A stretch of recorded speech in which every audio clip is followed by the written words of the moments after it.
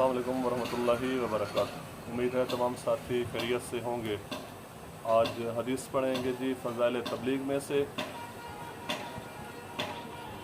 कुरान मजीद की आयत है।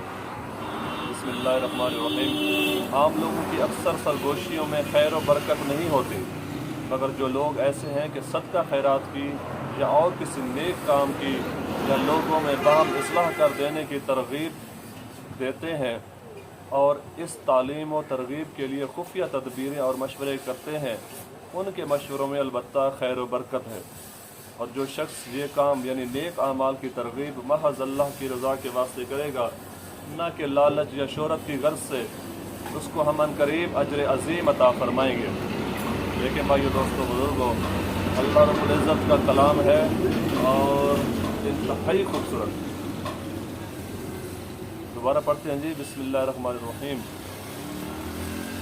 आम लोगों की अक्सर सरगोशियों में खैर व बरकत नहीं होती, मगर जो लोग ऐसे हैं कि सदका खैरात की या और किसी नेक काम की या लोगों में बहम इस्लाह कर देने की तरगीब देते हैं और इस तरगीब व तालीम के लिए खुफिया तदबीरें और मशवरे करते हैं, उनके मशवरों में अलबत्ता खैर व बरकत है। और जो शख्स ये काम यानी नेक आमाल की तरगीब महज अल्लाह की रज़ा के वास्ते करेगा, न कि लालच या शोहरत की गर्ज से, इसको हम अनकरीब अजर अजीम अता फरमाएंगे। इस आयत में हक़ ताला शानों ने अमर बिल मारूफ करने वालों के लिए बड़े अजर का वादा फरमाया है, और जिस अजर को अल्लाह जल्ल जलालुहु बड़ा फरमा दे, उसकी क्या इंतहा हो सकती है।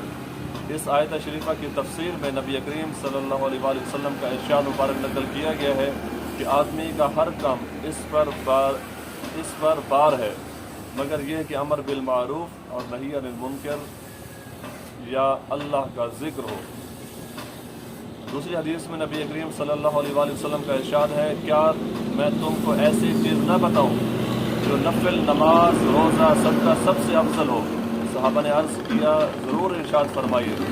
हुज़ूर ने इरशाद फरमाया कि लोगों में मुसालहत कराना, क्योंकि आपस का बिगाड़ नेकियों को इस तरह साफ़ कर देता है जैसा कि उस तरह बालों को उड़ा देता है। और भी बहुत से नसूस में लोगों के दरमियान मुसालहत कराने की ताकीद फरमाई गई है।